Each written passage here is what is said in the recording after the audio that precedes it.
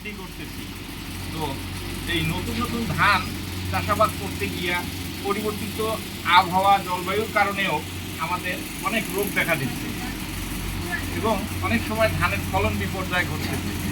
রোগের কথা যদি বলি, আমরা যে ধানের ব্লাস্ট কিন্তু মারাত্মক আকার ধারণ করে। আপনারা যারা অনেকে আছেন ধান 28 চাষাবাদ করেন, আমরা সেটা নিরুৎসাহিত করেছি, অনেকাংশে সেটা কিন্তু কমে গেছে। পাশাপাশি 8-10 জন কৃষককে নিয়ে গিয়ে আমরা ওই জায়গাটা যা ছবিটা নিয়েছি আর মূল কথাটা আমরা এখানে বলবো।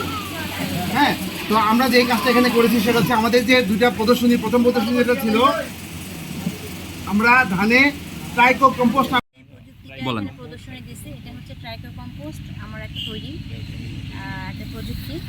এটা যদি মাটিতে প্রয়োগ করি আমরা, তাহলে আমাদের পটাশের যে ডেফিসিয়েন্ট, এটা আমরা এখানে এই প্রদর্শনী সেট করছি এই জন্য যে এখানে আমাদের হচ্ছে পটাশিয়াম ডেফিসিয়েন্ট সয়েল আছে উত্তরবঙ্গে।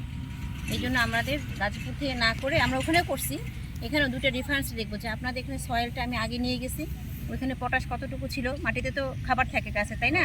পটাশ একটা হচ্ছে প্রধান খাদ্য গাছের। তো এইটা দেওয়ার ফলে আমার হচ্ছে যে আপনারা যে লাল সার দেন, লাল সারটা কি? পটাশ, এমওপি, তাই না? লাল সার যেটা দেন সেটা হচ্ছে পটাশ, এটা গাছের হচ্ছে একটা প্রধান খাদ্য। এই খাদ্যটা আমার যদি পটাশের দামও বেশি, কৃষকরা কি করে, আপনার পটাশে মাটিতেও কম, আবার আপনারা কমও দেন। পরিমাণে যতটুকু দেওয়ার কথা তার চেয়ে আপনারা কম পরিমাণে পটাশ দেন, যার জন্য গাছের যে ফলন হয়, আমরা জানি যে উত্তরবঙ্গে এখন ধানের অনেক ফলন হয়, তারপরেও যেই পরিমাণ আর মানে এই পটাশটা ঠিক মতো যদি দিতেন, তাহলে আমার ফলনটা আপনারা আরও প্রতি বিঘায় আমার যদি 3-4 মণ বেশি পান, তাহলে কি লাভজনক না? এটা লাভজনক, কিন্তু পটাশের দাম বেশি হওয়াতে কৃষক এটা পরিমাণে কম দেয়। এই যে ট্রাইকো কম্পোস্ট যে সার আমি একটা তৈরি করছি, এই সারটা যদি আপনি জমিতে দেন, তাহলে আমার দেখা গেছে যে আমার পটাশের দরকার হচ্ছে না। অথবা আপনি এটা যদি ট্রাইকো কম্পোস্ট আমার হচ্ছে 1.5 টন পার হেক্টর জমিতে, মানে 7.5 বিঘায় 1.5 টন হিসেবে পরিমাণে দিলে আপনার পটাশ সারটা দেওয়া লাগবে না। আর যদি আপনি মনে করেন যে আমার পটাশে আমি 1.5 টন তৈরি করতে পারবো না, এতগুলা কিছু বাসায় অল্প অল্প করে করলো, হ্যাঁ অল্প যদি করে, তাহলে ওইটার সঙ্গে পটাশের পরিমাণ কতটুকু কমাই দিতে হবে। মানে আমি অল্প পরিমাণ পটাশ দিলাম আর এটা দিলাম, আর এটা দিলে হবে কি, একটা এখানে এই দিকের এলাকা কি মাটি মানে বালু মাটি না, একটু হচ্ছে বালি বালি মাটি, আর এখানে আলু ভালো হয় আমাদের এখানে, কিন্তু আমার এই ধানের জন্য কিন্তু এই বালু মাটিটা খুব একটা ভালো না। এবং পটাশ যদি এখানে না দেন, তাহলে এখানে হচ্ছে কি মাটির দিন দিন আস্তে আস্তে আস্তে আস্তে ক্ষমতা কমে যাচ্ছে।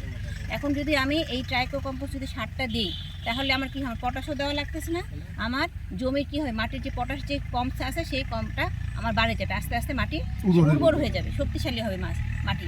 তাহলে আমার কি হবে, ধানের জন্য এটা ভালো হবে। এই জিনিসটাই আমি আসলে আপনাদের পরীক্ষা করে দেখানোর জন্য ওই যে ওনার জমি আমি নিচে নিয়ে আমরা দেখছি যে আমরা যে সার দিই শুধু বাজারে যে পটাশ, ইউরিয়া, তাই না, টিএসপি, জিঙ্ক, যেগুলো সব দেই, এটা দিয়ে কেমন হয়, যে সার দিয়ে কেমন হয়। আর আমার শুধু ট্রাইকো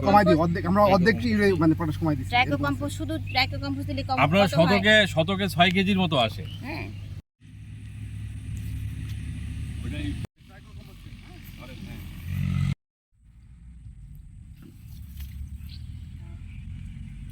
আমি তো দুবার কাছে সব নেবো। হ্যাঁ, ছবি নিছে, ছবি না, আমি ওনার কাছে নিব, ছবি না ভিডিও করতেছি।